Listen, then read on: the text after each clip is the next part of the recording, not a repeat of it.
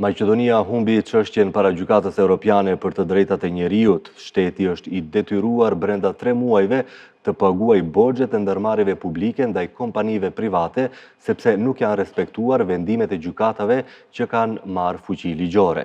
Vendimi konstaton se me të ashtu quajturat korniza nga ligji për ekzekutim është shkelur neni 6 i Konventës Evropiane të drejtave për një proces të drejtë dhe për ekzekutimin e vendimeve gjyqësore. Avokati Viktor Bozhinovski paralajmëron se ndërmarrjet publike nuk mund të fshihen pas mjeteve të nevojshme për punë dhe do të jenë të detyruara të shlyejnë borxhet. Sipas analizave, kompanitë shtetërore detyrohen mbi 358 milion euro, ndërsa borxhi i përgjithshëm i brendshëm institucioneve në fund të marsit ka arritur në 651 milion euro.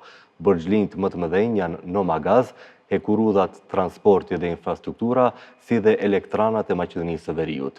Gjykata Evropiane thekson se mungesa e buxhetit ose e burimeve nuk mund të shërbejë si justifikim për mos ekzekutimin e vendimeve gjyqësore.